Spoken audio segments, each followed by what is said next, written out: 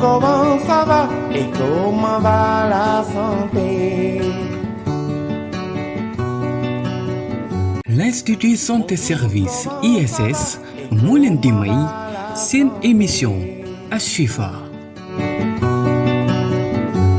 Institut Santé Service ISS est l'une des premières universités de santé au Sénégal. Créée par le docteur Daoudou Sow et Monsieur Assane Ndiaye, l'ISS dispose d'un corps professoral de haute qualité et d'une équipe de professionnels prête à vous accueillir. ISS vous offre une panoplie de formations diplômantes reconnues et certifiées telles que formation en biologie, master en analyse biologique, master en industrie agroalimentaire et biologique, master management de la qualité dans les industries agroalimentaires, licence en biologie, option analyse biologique, diététique et nutrition, industrie agroalimentaire, formation en soins, licence sciences infirmières et gynéco-obstétricales, master en administration des services de soins, master en sciences infirmières, option anesthésie, réanimation. Avec ISS, insérez-vous facilement dans le marché du travail avec des compétences requises. ISS se trouve au boulevard de la Gueule-Tapée prolongé, rue 45 angle 28. Contactez-nous au 33 821 69 59 ou sur isanté@orange.sn.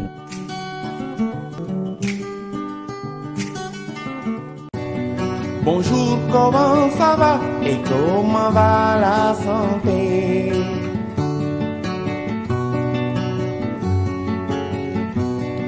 Bonjour, comment ça va et comment va la santé?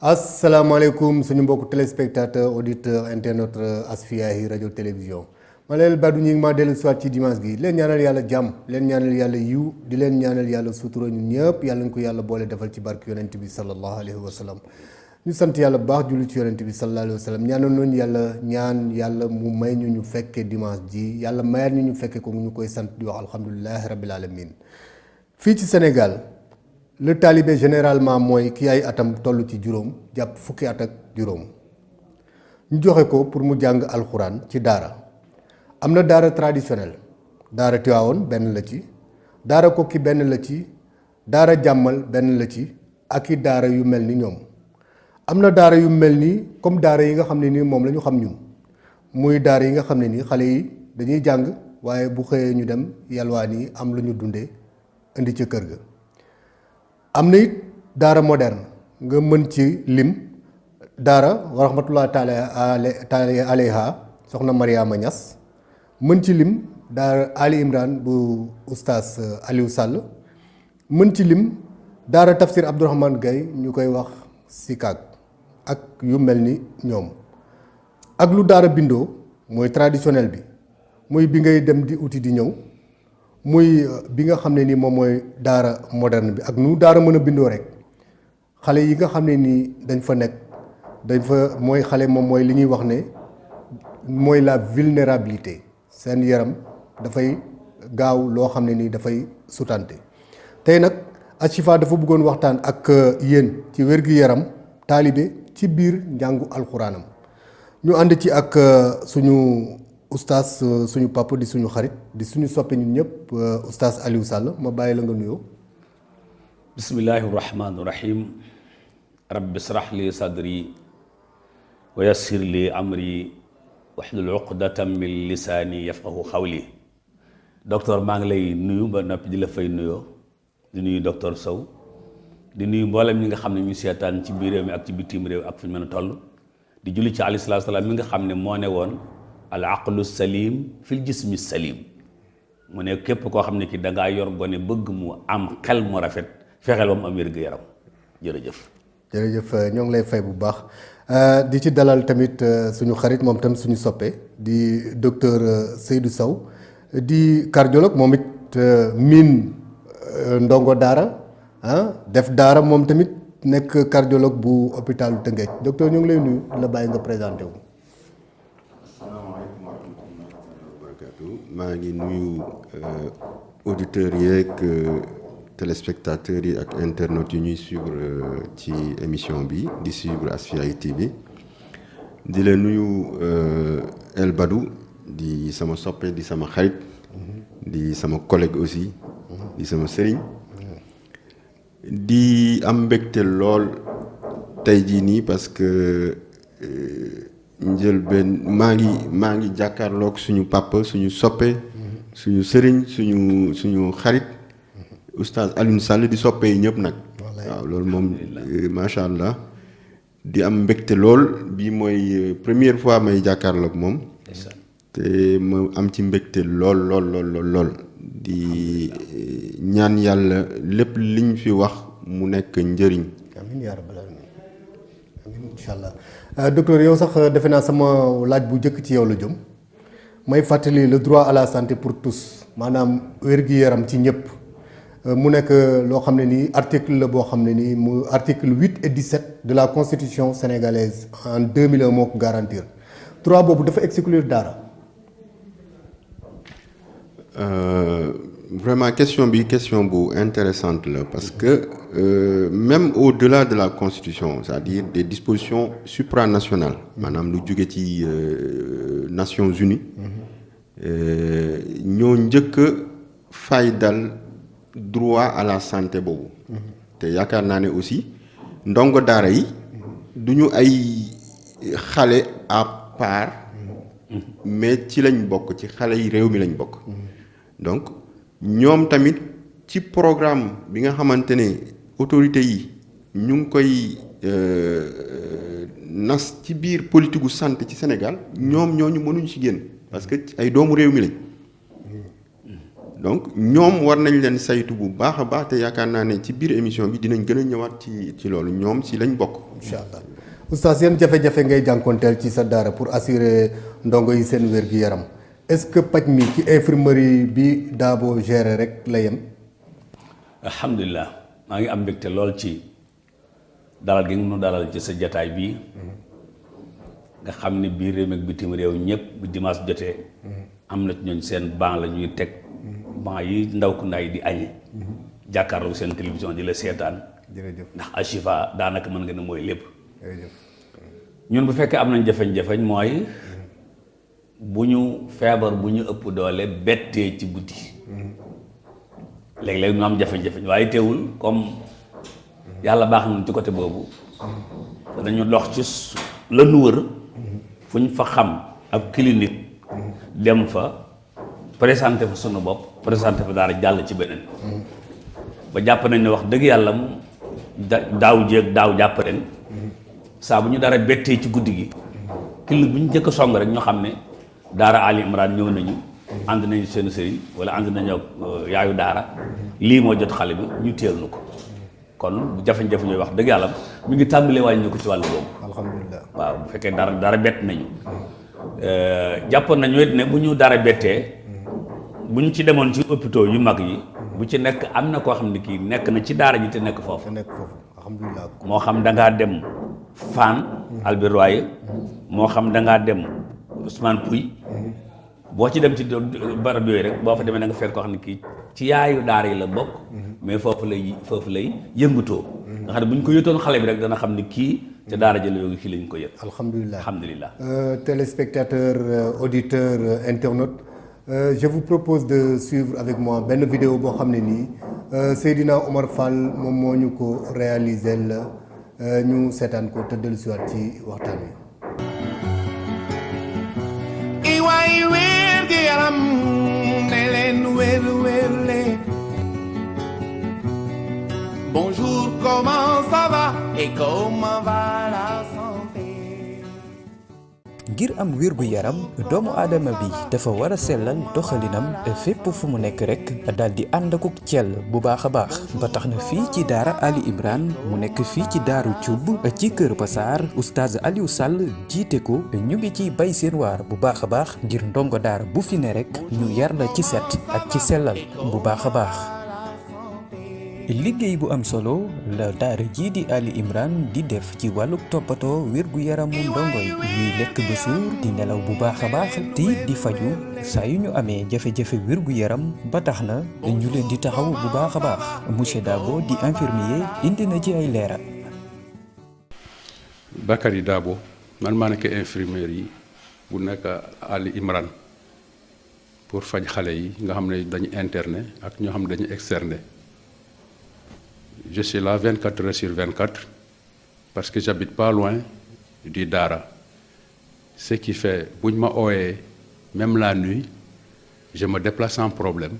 chaque moom fen daf may reconnaître parce que àdduna dafa yaatu te lii tamit faj jaamu yàlla la man personnellement lu ma fi ñëwee di liggéey rëccuwuma ci dara fii dañ ma mettre à l'aise awma benn pression awma ko dañ ma jël en charge pourtant je n'habite pas loin mais fii lay jële sama repas yi yépp fii le petit déjeuner le déjeuner même le dîner fii on me donne à manger là moom sincèrement fii bu ma sañoon ma liggéey fi ba ma xam ne léegi mënatuma liggéey fii ma dem noppaleku wala même bu ma demee am sama parent sax bu am mu mun a liggéey bii ma ànd ko mu ñëw seconde ma fi mu liggéey waaw parce que jaamu yàlla la yàgg naa bëgg trop fii ngir jiitu Ali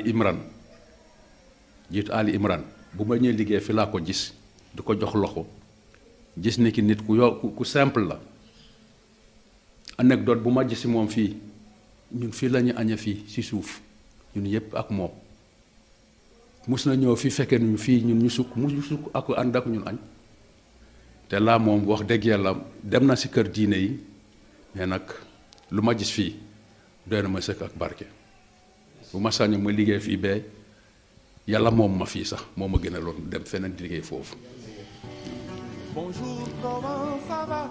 Sénégal donte ñu ngi def ay liggéey yu am solo ngir indi coppite ci wàllum wér-gu-yaramu xale yi ñuy wëy jamono ji di am ay jafe-jafe bu baax a baax donte am nañ programme élargi de vaccination ngir wér-gu-yaram bi jëm kanam bu baax a baax.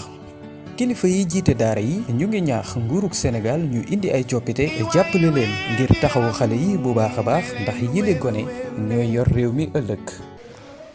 asalaamaaleykum.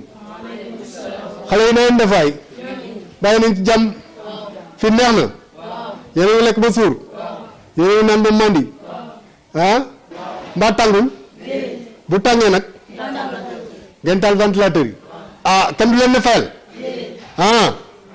waaw mais man dama bëggoon ku ma taril Wadduha man mooy sama saar kan moo ko ci gën a aay kuy gën a neex baat laa wax quoi ku gën a aay yow noo tudd El Hadji Malick Cissé mais yow yaa war a tari mooy Wadduha aca doora mooy Wadduha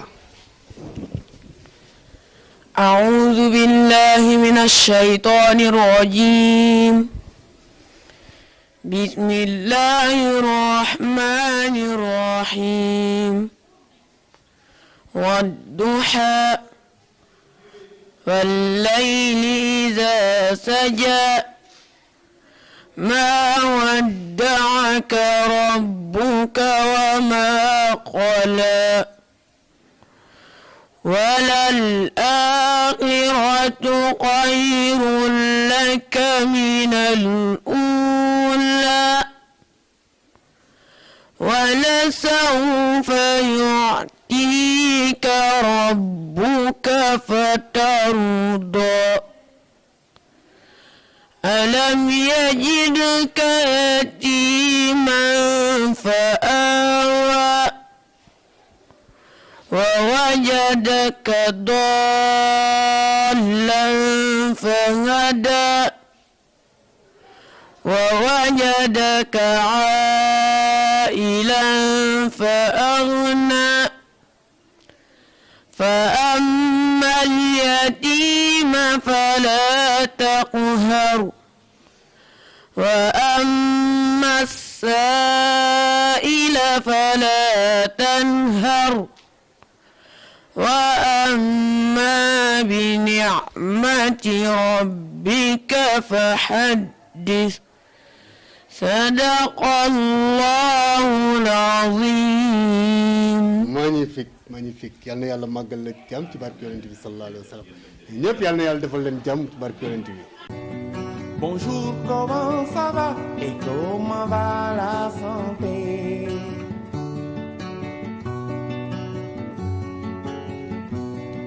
Bonjour, comment ça magnifique vidéo te suñu xarit Omar Diagne monté ko caméra bi Seydina Omar Fall moom moo ko demoon defi oustaz ñoo ngi leen ndokkale ci li ñu gis fii ci vidéo bi muy ay locaux yu vraiment yu mucc ayib xam nga gan moom mun nga ko teral lu nekk ba mu des gis ak nettali moom vraiment lii nag ñun ñoo ko gisal suñu bopp ñoo ngi la ciy félicité bu baax a baax a baax. jërëjëf man tam maa ngi leen ci jaajëfal di ci sant suñu borom jaajëfal ji mooy tànk yi ngeen def ñëw wan ko nit ñi ne leen lii ci lay yëngatu loolu lu rëy la ci noonu waaye it sant suñu borom te it bañ koo bàkkoo xam ne daal noo nga ñoti waaw ñoo nga ñoti ba def li ñu jot a def yàlla baax na. macha allah waaw docteur defe naa ku bëgg a tàggoog sa doom temporairement pour mu dem uti xam-xam jàng alxuraan boo sañoon vraiment ci li ngay dal lu mel nii lay doon. waaw macha allah ñu ngi féliciter aussi oustaz di bëgg loolu ci lii ñu woon nii li ñu gis parce que nekk nañ ci jamono joo xamante ne ñu ngi jël baaraamu tuuma di ko teg ci daara yi ak sëriñ daara yi donc bëri na yu fi xew ci luy weesu nii ci jamono yi ñu ngi koy wax di ci waxaat mu nekk yenn yi ay scandale defe naa bu ñëpp defoon nii defe naa coow loolu du am ci biir dëkk bi. alhamdulilah ñu ngi la ci ndokkale di la ñaanal yàlla na yokk. amiin jërëjëf Sow jërëjëf. waaw pour dugg ci li ñuy wax wér-gu-yaramu xale yi ci daara yi. docteur ay données yu probantes ñoo ngi wone ni un développement sain pendant l'enfance nekk na facteur bu déterminant ci wér-gu-yaramu xale bi à l'âge adulte kon yaakaar nga ni dañu war a yaakaaroon ni dañu war a dolli taxawaay bu taxawaayu ci xale bi ak fu mu mën a nekk muy ci daara ja muy ci kër ga ak fu mu mën nekk rek xale bi moom wér-gu-yaramam dañu war di ko caytu tous les jours. waaw dëgg la parce que en fait ñëpp ci war a impliqué wu ñëpp ci war a dugal seen loxo. ak xale bi fu mu mënti nekk. xale bi nekk ca kër ga. xale ba nekk ca école occidentale ba. wala nekk ca daara ja. donc xale bi la ñuy xool. donc fépp fu mu mënti nekk développement psychomoteur. dafa nekk loo xamante ne nit ñi parents yi. sëriñ daara yi maître d'école yeeg autorité yi war nañ ci dugal seen loxo parce que loolu lu déterminant la ngir am ëllëg ay mag yoo xamante ne dinañ am njëriñ ci askan wi donc loolu lu am importance la xale dafa nekk période boo xamante ne bu critique la donc war nañ ko mettre ci condition yoo xamante ni ëllëg dinañ espérer am ay mag yoo xamante ne comme ni ko oustaz junjee sànq un esprit sain dans un corps sain waaw c'est-à-dire dañ koy suuxat xelam tàggat yaramam aar ko ci lépp luy nuroog feebar ci li wàllu prévention bi loolu dinañ ci ñëwaat ak ci wàllu paj mi bu jotee ba pare nag éducation bi tamit dugaale bu boobaa ñu préparer ay mag yoo xamante ne ëllëg dinañ am cër ci réew mi dinañ mën a doxal réew mi.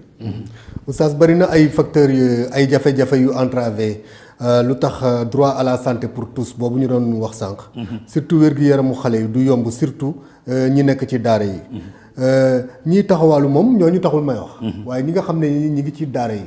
ñooñu ban taxawaay la ñu war a def. loo yaakaar ne bu ñu ko defee muy état muy ñun ci suñu jëm bopp ñun parents yi. ak yéen ñi yore daara yi bu ñu ko defee dina yombal wér-gu-yaramu xale yi ci biir daara yi. jërëjëf laaj bi am na solo lool ndax fi docteur tàmbalee léegi muy sañ-sañ wér-gu-yaram moom nit ñëpp ci am sañ-sañ. donc boo ñëw ci gone yi gone yëpp ci war a am sañ-sañ. bien sûr état li ñu koy séentu ci moom am na benn ministre bu commencé woon dox ci nun ngeen baal ma tudd turam. Eva Marie Coll. mas na sol aw dàllam. ñëw ba ca daara ja. moom yónniwutoon ba mu ñëwee ñun lañ ko waxoon ci jafe-jafe ñu daaraag bu ñu amee paj biir gi yaram. mooy suñu fi amoon ay locaux yoo xam ne du doon li ngeen gis kepp waaye dana doon lool non seulement xale yi danañ ci mën a faju mais dëkk ba sax mën nañ caa fajuwaale. loolu nag su ko état déggee dana xam ne li ñuy def ñun ñoom lañ koy defal. bien sûr su ma tee ñu xam ne mat na su ma tullit ñoom ñu xam ne ñoo war a mottali si wala ñoom ñoo waroon def sax ñun ñu jéem a mottali. nga xam ne su boobaa duñu am problème mu garab ya manqué na. wala lal ya manqué na wala ñàkk ya manqué na wala nangam ja manqué na ñun daal pare nañu incha allah pour jaamu yàlla ci côté boobu fexe ba gone yi incha allah ku fa ñëw ci ñoom ñu jéem a toppatoo si wér-gu-yaram soo ñëwee te am lu la dal te bettunu bu fekkee ordonnance bi weesuwul 6 000 ñun ñoo koy gàddu su weesoo 6 000 jëm kaw nag ñun ñoo koy fay waaye bu parent bi ñëw ñu jox ko facture am ne ko lii kat dafee daloon xale bi nangam ak nangam wala ñu woola soo mën a ñëw ca teel nga ñëw ñu ànd dem faji ko. macha allah waaw ñun daal dañ ko doxale ànd tanaa ci sunu daara. c'est magnifique. Mais ba tey état am na lu mu ci defoon lu mu ci jéemoon dama xamul nag fan la ci toll docteur mooy li may wax ni en 2018 li ñuy wax l'agence de la couverture maladie universelle CMU defoon na lancement officiel pour jël xale yi en charge daara ak élèves ndongo daara yi ak élèves ñu koy wax CMU élèves ak CMU ndongo daara est-ce que yow mii docteur di faj nekk ci këru fajukaay yi mës nga gis nit ku ñëw benn xale bu ñëw indi lettre de garantie boo xam ne nii ci mutuelle yi la jógee ñu ne kii ci CMU bi la bokk. waaw man moom peut-être que du ma jege xale yi trop parce que médecine adulte le plus souvent bien que dinaay jot ay xale mais sama naataango bi nekk hôpital ba muy sama collègue di sama xarit di docteur Anna moom dina jot ay xale dans le cadre CMU donc je pense que ñun suñu hôpital moom ñu ngi recevoir xale yi en tout cas de 0 à 5 ans ñu ngi leen di recevoir kii donc mise en pratique politique yooyu aussi dafay sooxee parce que des fois défaut de communication la bien sûr. parce que je pense que ne ñi nga xamante ne ñoo yittewoo loolu war nañ wàcc ba ci daara yi expliquer sëriñ daara yi lan mooy seeni droit par rapport ak politique de santé boobu pour ñu xamee ko noonu nga xamante ne obsession wu maanaam antise wu ragal dem ci hôpital doo am loo fay ak yooyu noonu day mu xaw a wàññeeku ci ñoom ba nga xamante ne dañu xam ne kat xale yi kat bu ñu leen yóbbee hôpital daanu leen jël en charge te du ñu fay bien sûr parce que y a la couverture maladie universelle donc loolu yëpp c'est des informations yoo xamante ne sëriñ daara yi war nañ cee jot boo gisee lii oustaz wax sànq ñoom xaar ñu ci état ñu ngi organiser seen bopp bien sûr donc li ci des mooy état dafa nekk loo xamante ne régulateur la war a nekk moom mooy lancer les politiques ba pare définir politique bi xool déroulement politique bi nu muy demee donc comme ñii ñu ngi de manière spontanée ñu ngi xool ñoom nan la ñuy doxalee ci seen biir daara ba nga xamante ne le besoin boobu nga xamante ne yitte boobu bi tegu seen kaw naka la ñuy def ba saafara ko donc te am na fi ay politique yoo xamante ne tey jii nii buñ leen demoon sensibiliser ci loolu yaakaar naa ne kon lu bëri dina teggee ko ci ñoom bien sûr donc je pense que ne loolu lu am solo la. oui Oustaz est-ce que politique boobu ñuy wax politique boobu CMU indi ñu koy wax CMU élève ak CMU kii daara ndongo daara boobu yëg nga ko. déedéet. yëgu ko woon. li ci docteur wax léegi lu am solo la. mooy information. wala boog communication. am na ci yooyu ñun buñ ko xamee yëg ko. daf ñuy noppal kon dem ca da nekk. lu jàppandi ci ñun. bien sûr te daan ci sawar dem. mais nag wax dëgg yàlla am na ci yoo xam ni ñun yëgunu ko. bénéfice wuñu ci tamit ci wàllu googu. dañu toog di xaar rek di nabal xam nga nu muy demee. élève bi mi ngi cotiser 1000 francs 1000 francs lay cotiser su yemee ci adhésion 1000 francs boobu. bu feebaree mën na dem ci yenn mën na ko jël en charge yu ndaw ndawaan yi feebar yu ndaw ndawaan yi ak ñoom seen soins yu tuuti yi. bu nekkee nag dafa cotiser 3500. bu tawatee boo amee wér-gu-yaramam dafa am lu ci sooxe. dina mën a dem ba ci hôpital yu mag yi. xale bu nekk 3500 at mi yëpp da lay jël en charge. léegi doon na gën a yomb yow. ak ñi mel ni yow nga xam ne yore nañ daara. élève bi bu ñëwee di inscrire. ci droit d'inscription yi. ñu ne ko ñun kat dañoo am assurance maladie.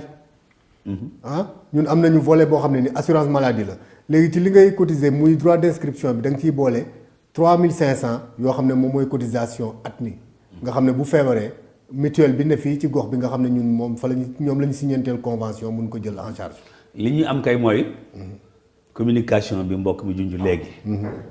mooy ñun li nga wax nii tey. ñi tefoor na ñëw. ne ñu ndax am ngeen ko ñu ne déedéet. ndax bëgg ngeen ko ñu ne waaw. ñu ne ni ngeen koy jaare lu jaare fa.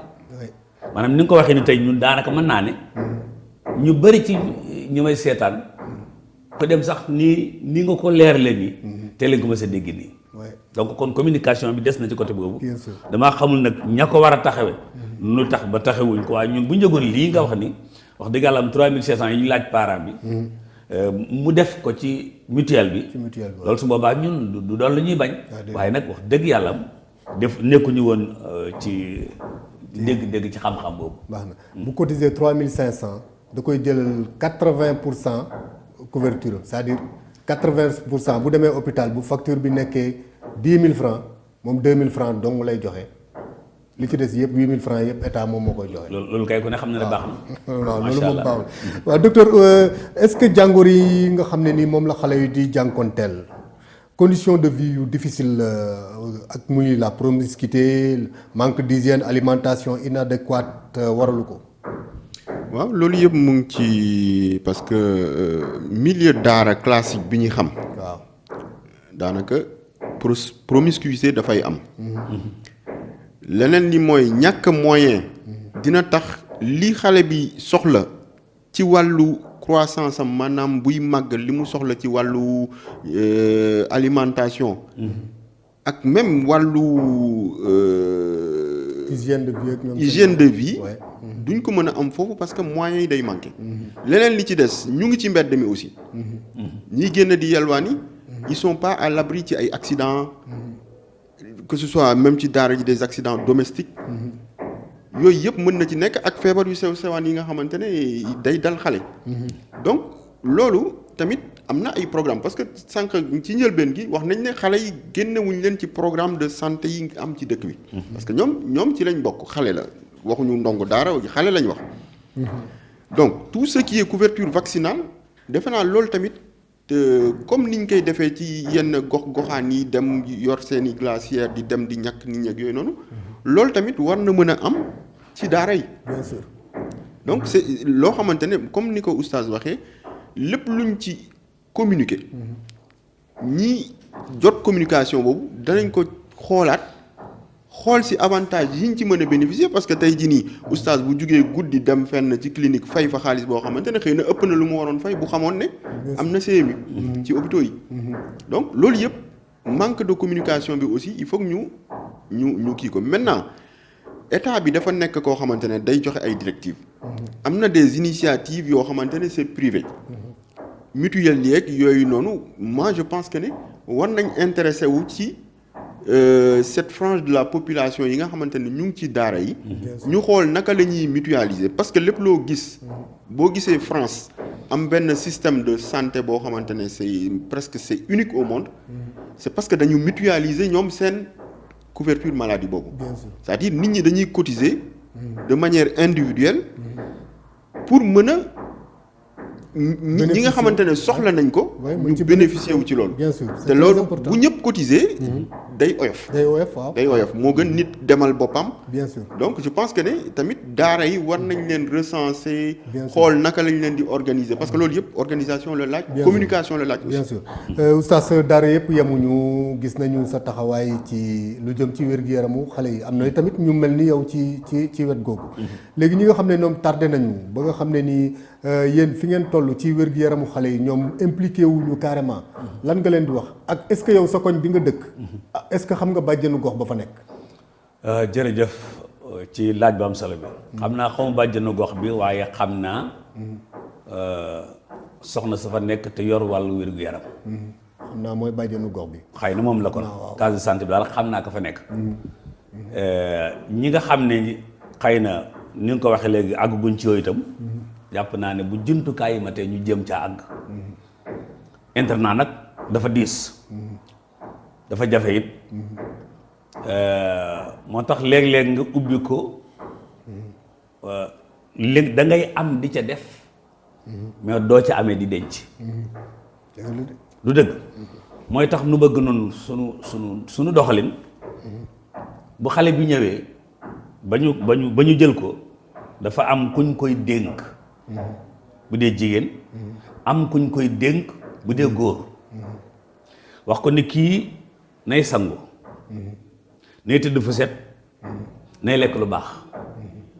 bul bàyyi xale it ku nekk ñëw rek jël sa loxo lekk ndax mën nañoo raxasoondoo teg xamoo xale yi kenn ku ci nekk fu mu nekk kon fexeel ba nañu jënd ay dizaine de kuddu bu ñëwee ñu teg. man je suis témoin dem fa laa ñëw. voilà donc yooyu mën naa am daara ji man ko daara ji xaw koo tële waaye nag ji ko man ak ji ko tële ñëpp nan fexe ba bu nit ki indee doomam ci daara ji ne daa bëgg mu jàng nu fexe ba li njëkk ci moom mooy na am wér-gu-yaram bu amee wér-gu-yaram xel mi dana ubbeeku bu xel mi ubbeekoo boo ko jàngalee dana xam boo ko teree dana mën a bàyyi. bien sûr waaw loolu daa aw yoon la ci bu am solo. bien sûr waaw docteur xale bi ndax dañu war a jóg rek yóbbu ko daara pax ndax ñun ñooy ay waajuram wala dañu war a xool déjà état de santé am évaluer ko mentalement ak physiquement ba xam li war ci moom ci wér-gu-yaramam soo ko yóbbu daara. waaw loolu dina xaw a jafe El Badou parce que simplement souvent parents yi ñoom ñooy décider yóbbu seen doom daara. waaw donc nag ça dépend aussi nit ñi yemuñu. am na ñoo xamante ne ñu ngi toppatoo seen wér-gu-yaram xëy na mën am nañ moyens yi tal nañ kook yooyu noonu. ñu ngi suivre loo xamante ne moom mooy politique de santé yi am ci réew mi ci maanaam yóbbu xale yi ci pédiatre wala ci en tout cas médecin généraliste pour xool ko saytu ko kii maintenant suuf mën nañ organiser parce que loolu yëpp organisation la laaj tey jii nii su ñu nee woon par exemple avant la rentrée que dañuy saytu xale yi def une visite médicale scolaire comme ni ma amee ci yeneen école occidentale yi donc loolu dina permettre avant même ñuy dugg ci école bi dinañ xam ku nekk kii dafa am wér-gi-yaram bu mucc ayib wala kii am na lu mu àndal loo xamante ne war nañ ci tenir compte ci bu demee ci biir daara bi carnet de santé xale bi donc tey jii nii benn xale boo xamante ne santeem wér-gi-yaram mucc na ayib bokkul ak ki nga xamante ne par exemple dafay am ay crise d'asthme wala koo xamante ne dafay daanu yësi épilepsie donc loolu normalement parce que bu dee yeneen écoles yi enquête dañ koy def dañuy laaj parent bi est-ce que amul ay antécédents médicaux yoo xamante ne dinañ ci tenir compte bu ko defee bu ko dara dalee ci école bi donc du ñu jaaxle parce que dinañ xam ne kat lii la parce que xale bi wax nañ ne kat moom dafay am asthme donc ci li muy yóbbaale ca daara ja dina ci bokk garab yi nga xamante ne traitement de fond la par exemple yoo xamante ne comme ni oustaz di waxee ne dañuy veiller di surveiller ne danañu raxasu danañu tëdd fu set danañu loolu yëpp ñu leen di surveiller dañ surveiller waale ndax mu ngi jël garabam wala jëlul garabam bien sûr loolu sax doguma la ñun am nañu benn questionnaire boo xam ne yi ngay wax nii ñun da cay nekk magnifique danañ dem ba wax na parent bi ndax kii dana tuur ndox guddi danañ dem sax ba laaj ko loolu suñu ko xamee danañu xam ba xam kon kii ban yaayu daar lañ koy booleel bu man di ko yee su fekkee mënuñu ne xale bi tuur ndox du tax ñu récité la du dëgg danañu leen kii tam ba bu ne moom kat am na feebar sàngam garab yaa ngi nii ñu dem ci docteur bi nga doon ki léegi bindal ko ne diw am na fi garab ci kii bi la koy naan su ko defee yaayu daara mooy def bu heure boobu jotee mu wommat ko ba ci docteur bi ne ko kii daa war naan garabam magnifique ndax ñaari néeg yoo fa fekk rek wala ñeenti néeg yoo fekk rek am na ñaari yaayu daara bu dee góor ñi am na murabbi nga xam ne ñoom itam waaw bu ñu ñëwee ci parent bi ñëwee bu joxee ne kii feebar sàngam a ko dal ay garabam a ngi nii ñu jël garab yooyu yóbbu ko ca docteur ba mu teg fa bu dee ñuy denc ci fu sedd ñu denc ko foofa bu ko jarul ñu denc ko ca feneen fa mais taam ji ne ca daara ji mooy ñëw ne ko diw mii war naa naan garabam ci heure bii mën naan ko dellu ci macha allah waxtaan wi dafa neex ba nga xam ne nii question bi nga xam ne nii moom laa naroon posé sax dugg nga ci parce que maa ngi doon wax naan ki nga xam ne nii mooy ndeyu daara wala bàjjenu xale yi nekk ndeyu daara ji wala papay daara ji ban rôle la war a am ci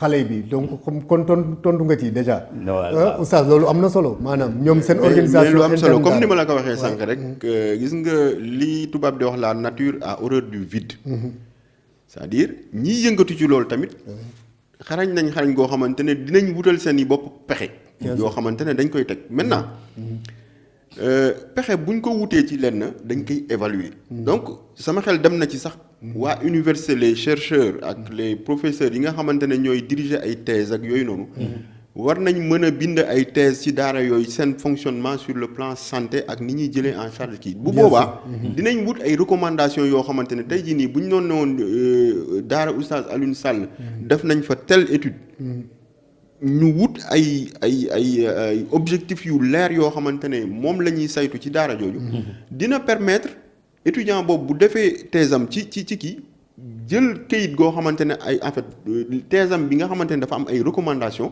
mu daal di ko delloo ci daara ba ne leen lii ak lii kat lañ gis ne baax na lii dañ ko war a gën a yokk lii war nañ koo mën a bàyyi parce que lii ak lii bu boobaa dina yokk daara yi ci wàllu méthodologie ak naka la ñuy jëlee en charge seen i ndongo donc loolu yëpp dafa laaj ay études yoo xamante ne il faut que ñu initier que bu boobaa information bi communication bi gën a jàll parce que dañ koy teg ci base yu leer bien sûr ay études lay doon njàng xale mënta mokk te amul wér-gu-yaram ci ñàkk wér-gu-yaram bari na ci ay menaces lu ci mel ni environnement ci la bokk yan environnement ci la xale bi war a mën a jànge alxuraan bu baax laaj nga te encore laaj bu am solo daanaka moo ñu yóbbu daaru ci pour am benn environnement bu xaw a méngoo gone yi ndax biir Dakar la nekkoon mas nañoo nekk golf mas nañoo nekk Cyprès mais fi ñu nekk foofu kër gi xale yi duñu am sax lu toll ni suñu studio bi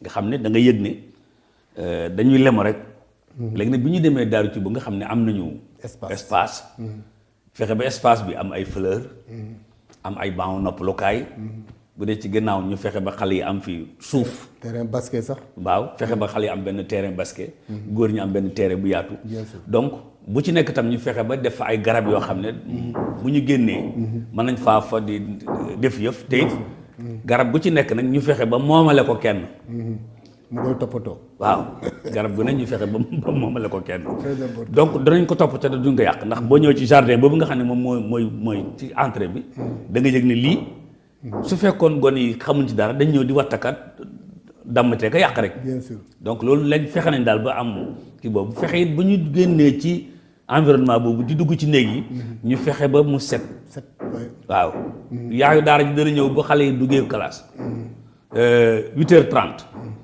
bala ñoo génn 10h bala ñu wàcc midi dana fekk lal yëpp mu nettoyé leen lalaat leen taala leen cuuraay ub ndànk dem toog parce que taal cuuraay gis naa andu cuuraay yi waaw parce que taala leen cuuraay dem ndànk dem toog su ko defee ba xale yi wàccee dana fekk xeetu cuuraay gi rek moo fi des mais saxar su leen di xër wala muy def nangam duñu ko fa fekk donc ñun tam noonu du la ñu doxale ci wàllu boobu environnement bi daal bëgg nañu macha allah.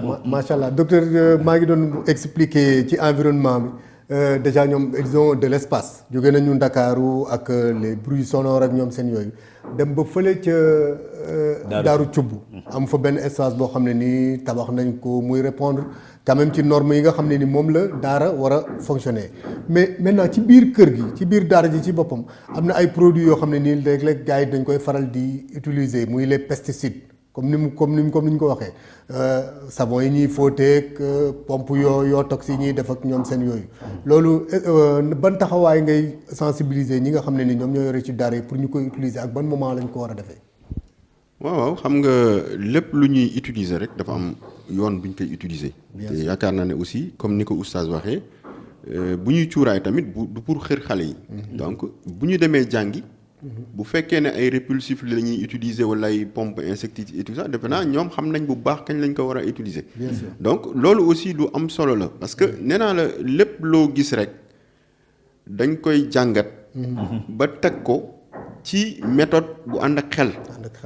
ba nga xamante ne c'est reproductible looloo tax léeg-léeg boo gisee yenn ONG yi di def yenn études yi. ay daara pilote par exemple ñu ne fii kat nañu dem càmbar lii ñu nar a appliquer nañ ko xool ci benn ñaari daara ñetti daara ñu xool résultats yi lan la lépp loo gis rek étude lay doon ñu am ci résultats yi ñu xool résultats yi est-ce que méngoo nag ñun li ñu doon xaar wala déet ak lan lañ ci war a yokk lan lañ ci war a wàññi bu boobaa buy fonctionner ñu mën ko reproduire fu nekk boo gisee dëkku occidentaux yi li ñu xaw a uteeg africains yi c'est la reproductibilité c'est-à-dire mbir dañ koy def mais day nekk loo xamante ne mën nañ ko appliquer fu nekk te du am jafe-jafe. parce que jàngat nañ ko xool nañ ko xoolaat ko setantal ko ba nga xamante ne dina mën a marcher fu nekk te lu simple lay doon. te yaakaar naa ne bon ñoom oustaz Alioune Sall fi mu toog noonu nii ay avant-gardiste lañ ci loolu. parce que boo xoolee li muy wax nii ak li nekk ca daara ja méthode la. lépp lu amul méthode du fonctionner. te man kontaan naa trop ci dégg li mu wax. parce que ni muy tàggatee xale yi mu ngi leen di tàggat pour ñu nekk ay citoyens. bien sûr parce que respect de l'environnement déjà drapeau vert jaune rouge moo ne ci. mu ngoog citoyenneté mu ngi koy jàngal xale yi. parce que ñu ne la garab gii kat yow lañ ko féetale. yaa koy toppatoo. yaa ngi respecter environnement doo yàq ay gàncax ak yu mel noonu. éducation civique ñëw na. donc moi je pense que ne je lance un appel aux autorités nañu intéressé wu ci lii. ci daara yi ba pare accompagner leen aussi.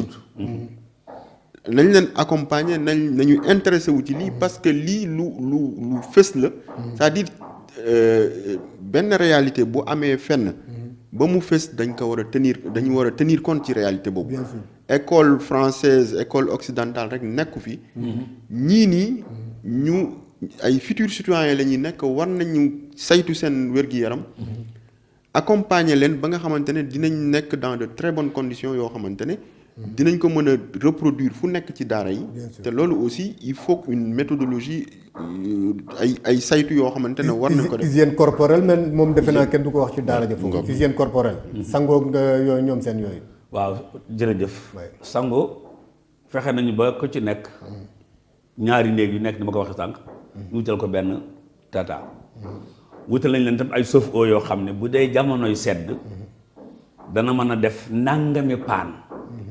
ñu defal leen ko ci sang leen li tàmbalee 7h30 jëm 8h30. ñoom ñëpp ñu sang leen. ñu door a ndékki. kon côté bi dina am. léegi-léegi gis ko parent boo xam ne buy ñëw day indi saagu valise koo xam ne day mel ni màkk la jëm. ñun tam loolu suñu daara dañ koy tere. ndax bu yëre yi baree gone gi day sol di summi di teg. bu tegee yu bari day sedd. bu seddee boo ko solee rek kosa maanaam yëre yu sedd yi mu jal ci benn barab. bu ci jëlee sol rek loola mën na koo indil muy xasanu te bu xasan xasee dugg ci daara góor yëpp ay xasan ñu lu ñu def kon mooy bu parent bi ñëwee indi ak walisam ñu ne ko tànn nañu ci ñaari yére bàyyil nu ko fi te joxe tënim bu ko defee mu am tënim buy dem ca mbaar ma sol ko bu wàccee buy sol bee bu tilimee bële samedi bi njëkk ci weer wi parent yëpp nooy ñëw boo ñëwee ñun la yére yi kat tilimut waaye dafa màggat yóbbu ko te indi ñaar yu bees te ni bi yàqu na beesal ko ñun donc noonu la ñu defanteeg ñoom ci wàllu boobu ci wàllu cet geeg sangu meeg yu ni demee macha allah. magnifique docteur ban lekk la ñu moo bon doo diététicien mais quand même di nga xam ni lekk bi bu ko xale yi lekkee ci daara ji mun na leen indil problème lu mel ni intoxication alimentaire wala yu demee noonu lan nga leen di yokk ci ñoom seen nekkin te parce que déjà man li ma dégg nii déjà rek c'est vraiment doy na waar. bon vraiment man maa ngi félicité wu ci organisation bi fa am. ak ñuy xar seen tànk tubéy pour hygiène bi. xale yi am ko te defe naa méthode nee naa la méthode la c'est-à-dire buñ leen ci fekk siwul tamit ñoom ñu ngi organiser seen bopp. maintenant des na ñi nga xamante ne ñoo leen war a accompagner ci loolu accompagner leen te day gën a baax rek. day gën a baax. parce que li mu wax noonu lu am solo la. maintenant xale ci période de croissance la nekk. maanaam dafa am ay ferñeent yoo xamante ne yaramam soxla na ko. ci misaal. xale buy màgg moom ay besoin am sax moo ëpp ki nga xamante ne mag la muskallaf la parce que ni muy màggee la donc ñetti ferñeent yi maanaam dafa war a nekk lu équilibré wu ci alimentation maanaam mooy suukar parce que suukar mooy énergie xel c'est-à-dire cerveau suukar moo koy doxal bañ nañ ko ñi nga xamante ne par exemple du ñu ndékki di dem école ñooñu il faut moins de performance parce que concentration bi mu laaj day fekk sa cerveau bi nga xamante ne cellules yi ñoom li leen di mooy seen carburant mooy seen essence wala gasoil mooy suukar. bien sûr. donc xale warul jàngi te ndekkiwul. te li muy ndekkee dafa war a am suukar. bu fekkee ne amul benn contre-indication bu koy tere suukar. suukar waaw. donc loolu repas matinal bi dafa war a nekk loo xamante ne lu équilibré war na am suukar. war na am ay protéines. protéine bi gën a complète. mooy nen. blanc d'œuf bi lu am kii la te jaune d'œuf bi aussi c'est des lipides. magnifique. donc loolu lu équilibré la. donc war na am suukar. war na am diw. war na am suux. mooy protéine bi. protéine waaw. leneen li ci des. ñu ngi koy gisee ci yenn fruits yi. te loolu aussi je pense que ne en fonction des saisons. am na toujours ay fruits yoo xamante ne moo gën a bëri. oui bien sûr. te moo gën a accessible aussi. orange yi ñetti dërëm yi rek. ngok nga xam ne nii ñun dañ ko xeeb ba wuti orange Maroc ñun moo ñuy jëriñ. mu ngok donc fu nekk rek bërëb boo nekk am na fa loo xamante ne mooy nekk parce que lekk mooy premier médicament. mooy premier médicament paj ci lekk lay commencer. bien sûr. donc li ñuy lekk war na am ferñeent yooyu maanaam vitamines yi. ñu leen koy jox. leneen li mooy toujours jéem a déparasiter. ñun bi ñuy jàng fac de médecine yaakaar naa ne am na loo xamante ne sax c'est anecdotique. loo xamante ne peut-être ñu bëri xamuñu ko. ci déparasitage mooy. nu mu tëddee grainu pastèque yi maanaam xaal yi. doom yi amul lu ko gën ci wàllum saan ak yu demee noonu. boo koy yëy di ko kii da ngay tàggali kook saan. donc loolu yëpp c'est des méthodes yoo xamante de petits moyens. yoo xamante ne nit ki mën na ko utiliser pour accompagner xale ci croissance am. bien sûr te defe naa li ma gis ci reportage bi déjà. moi je pense que ne am na équilibre.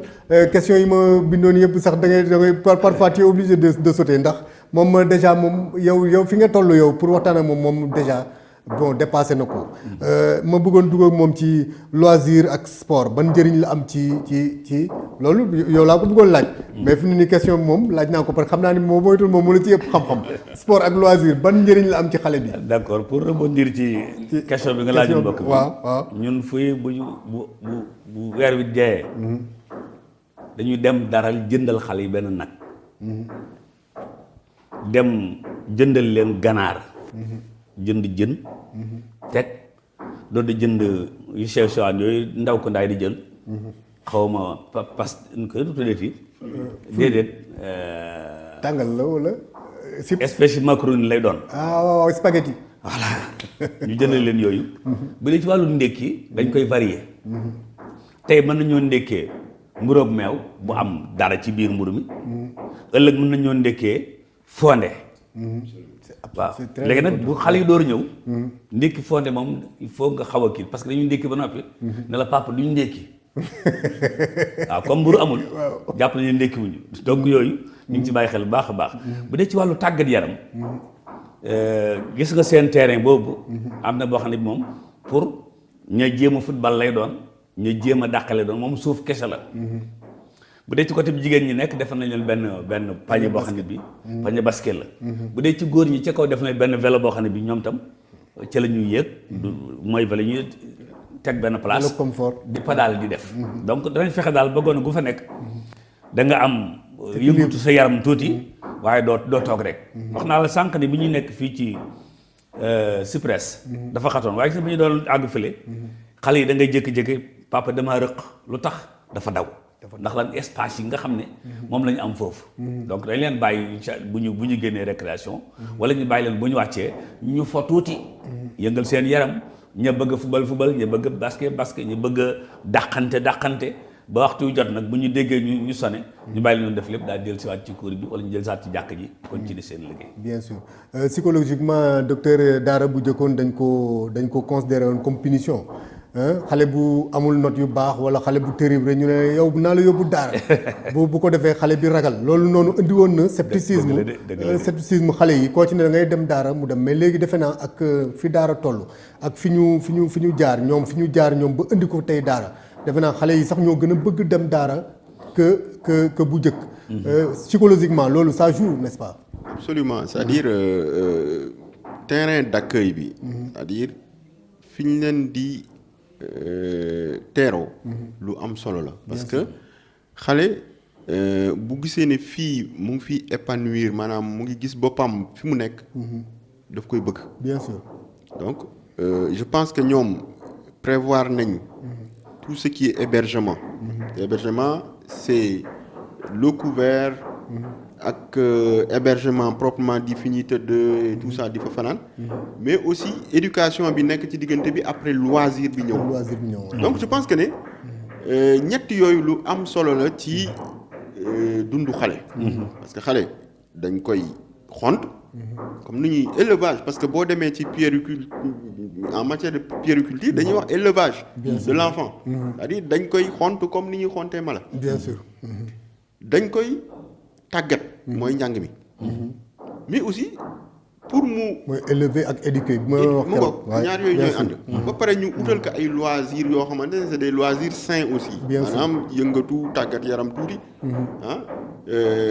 te loolu aussi ñu ngi ci ñëwaat ci ne loolu mooy tax visite médicale xale yi en amont moi je parle en tant que cardiologue donc visite médicale parce que du ku nekk moo mën a def sport aussi parce que tey jii nii par exemple loolu maa ngi ciy wax des fois ak maître d'école yi wala professeur yi ñëw di ma seet si des fois nga gis éducation physique ni ñu koy defee anam bi ñu koy defee 2 heures de temps par semaine xam nga kooku amul condition physique nga dem ñu tegal la 70 mètres wala 100 mètres yoo war a daw te yow entraîné wu ba pare nga essoufflé wu maanaam nga appat goo xamante ne jaaxal na professeur bi ñu indi yëkkat yóbbu hôpital ne xëy na dafa am problème xol mais c'est normal nit koo xamante ne tàggatuñ ko ci daw képp ku mu mënti doonoon tamit bu fekkee ne yow tàmmoo entraînement buñ la yóbbee tegal la 70 mètres wala 60 mètres wala 100 mètres na la dawal ay xel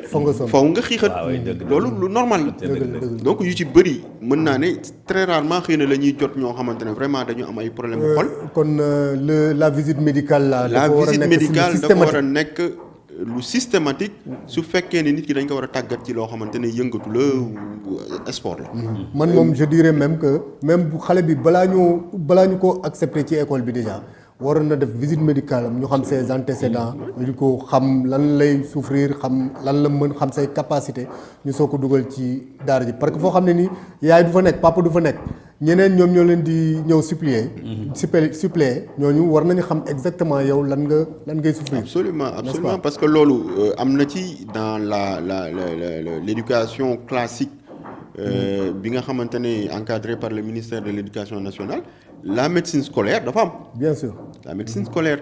te waruñu def dichotomie à mon avis waruñu def xàjjale entre daara ak école classique. parce que lépp éducation la. lépp éducation la oui. donc waroon nañ mën a boole lépp ba nga xamante ne nañuy defal yenn école yi. ñu defal ko daara yi. maanaam médecin scolaire yi di saytu ndongo daara yi nekk ci daara yi di xool seen état de santé avant ñuy dugg. état bi sax dañ ñu ngi ci woon xam naa ni dafa am lu ci sooxe ba nga xam ne ni toppuñu ko. bref oustaz ñoo ngi ci sedd bi. te xam nga ni sedd day xaw a métti léeg-léeg xam naa ni mam mag ñi ñemeewu ko man ñemeewu ma sedd. ak xale yi yan jumtukaay ngeen jël yan précaution ngeen jël ci daara yi ba nga xam ne ni sedd bi. jërëjëf laaj nga tam laaj ba am solo ci wàllu googu ñun bu période sedd di ñëw dañuy wut d'abord tenue sedd espèce yu jókki lay doon wala yooyu parents yi nga xam ne duñ dugg ci kii boobu ñu wax leen ne ñu wutal xale yi yëre sedd ñu wutal xale yëre sedd am na mbokk yu baax yu nekk fële ci Espagne léeg-léeg ñu yónnee ñu ay bali mbàjj suñ mbàjj ñëwee dañuy dem lal boo xam ne bi kenn ciy tëdd ñu teg ca mbàjj yëgal ne la lal bee moom mbàjj gi bu dee ñaari xale la ñu teg fa ñaari mbàjj yëgal na ñaari mbàjj yi ku ne mbàjj waaye lal bee moom ñaari mbàjj yi c'est-à-dire dañuy bañ boo ne xale bi yaa moom mbàjj gi day daal di bëgg koo féetale boppam féetale boo xam ne mën naa am keneen du ci jariñu waaye buñ ne ko lal bee ko moom day yëg na lal bee ko moom bu noppee lem ba mu jekk buy génn noonu nga xam ne noonu la militaire yi def nga xam ne boo ñëwee chef bi ñëw fekk lal bi salfaa ñëw mu soow la ñun tam lu ñuy def ci mbàjj yi kon jamonoy sedd moom daañu fexe ba wut tenue yoo xam ne tenue sedd la jokkin wala la muy àndal bu fekkee élève bi parent attunul tëni boobu ñu ne ko na ko indil yëre sedd lu mel ni pull vert wala yoo xam ne mën naa fajub sedd su boobaa bu fekk sa suñuy mbaaj ñun bu sedd bi ñëwee mën naa am du métti lool su fekkee jóg nañu ne nga xam ne daa sedd moom xam nga sedd bu dee xale yi léeg-léeg du ñu ñeme ndox ñu fexe ba nuggalee leen ndox bañ ñeme ko man gis naa fa chauffe-eau sax gis naa fa chauffe-eau loo xam ne ñun amuñu ko sax ndeysaan ci université ak ñoom seen yooyu quoi mais oustaz ginnaaw bu ñu sante yàlla julli ci yonent bi sallallahu alayhi wa sallam gis moom fi mu jaarale daara ak fi mu di daara ak fi muy woo ay moroomam ñu fekk ko ci daara lan nga leen di yokk ci wér-gu-yaram xale yi parce que c'est très important ndax boo amul wér-gu-yaram doo faj doo wér doo jàng. Absolument. Moi, je pense que avec phénomène de décentralisation, donc les communes, que ce soit conseils départementaux et tout ça, war nañ gën a mën a impliqué wu ci loolu. jëm ko organiser puisque c'est des responsabilités yoo xamante ne dañ leen ko affecté. avec la décentralisation et tout ça. état bi moom bon état dafa nekk loo xamante ne li mu responsable dafa bëri. donc tamit moyens yi xëy na du suivre pour application véritable des politiques yi ñuy jël loolu da ciy kii mais tamit war nañ mën a xaar ci bonne volonté yi par exemple ñuy mën a def ay dons ci daara yeeg yooyu noonu loolu tamit lu am solo la. bien sûr. société yi nga xamante ne ñu ngi ci dëkk yooyu li ñuy wax naan responsabilité sociétale. société yooyu industrie yeeg yooyu noonu war nañ mën a consacrer benn pàcc seen budget di saytu parce que daara yi bëri wuñ quoi qu'on dise li ñuy wax ba daara représentatif et tout ça bëri wuñ donc ñooñu que ce soit bonne volonté nit ñi di jël seen li ñu am di ko jox ci daara yooyu même pouponnière yeeg yooyu nga xam ne ba xale yooyu man dem naa ci ay pouponnière yoo xamante ne mais plus de 400 biberons par jour donc loolu responsabilité sociétale société industrie ak communes yeeg yi nga xamante ne c'est des responsabilités yoo xamante ne dañ leen ko affecté war nañ gën a mën a saytu loolu. bien sûr xool naka lañ leen di dimbali. maa ngi lay remercier bu baax sama xarit benn bakkan di la ñaanal yàlla jàmm ak yi ak sutura di ñaan yàlla mu yokkul la ci yokk xam-xam bi.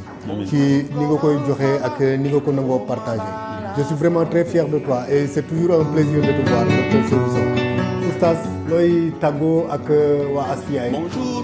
may tàggoo waa Asfiyahi ne leen seen jotaay bi tudd Ashifa wuyu na turam te Ashifa ci arab mooy wér te itam nun ñëpp nooy ñaan wér te bëgg a wér di leen jaajëfal ci émission yu am solo yi fii daw di jaajëfal docteur ci loolu mu jeexale très important mooy daara yi nun moomuñu ko réew mee ko moom diini jee ko moom ki fay ñëw di ca dugal loxoom mbaa mu cay participer tamit day yëg ne li muy def nii ak tooba dong la def caa jilam cay ji noo ngi nuyu nag barab bi ña ca kaw ba ci suuf ku lim juum Maam Omar Ndiaye waaw Maam Omar Ndiaye ci ñu jiite barab bi ak ñoom ñëpp saas yeeg technicien yeeg caméraman yi surtout caméraman bi nga àndaloon te ñëw fa Omar Fall liggéeyam ba rafet boobu wax dëgg yàlla bëgg nañ ci lool kontaan nañ yàlla yàlla defar seeni mbir defar suñuy mbir ci def ci suñuy poos dara assalaamu aleykum wa rahmatullahi wa barakaatu suñu mbokk téléspectateur auditeur internaute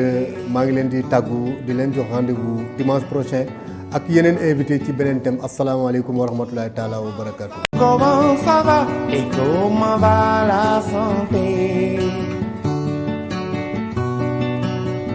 L'Institut Santé Service ISS moo leen di may seen émission Ashifa.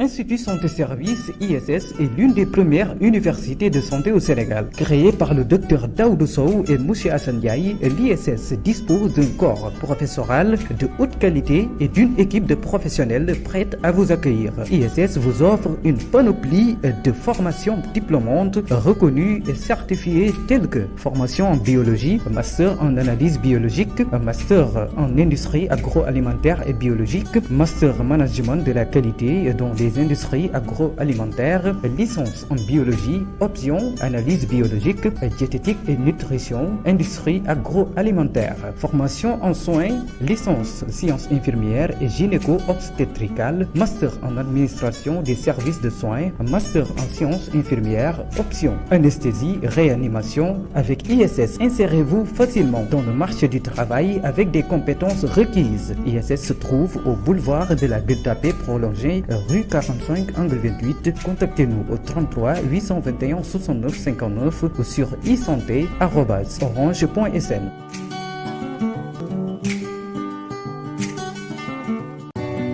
Bonjour, comment ça va et comment va la santé?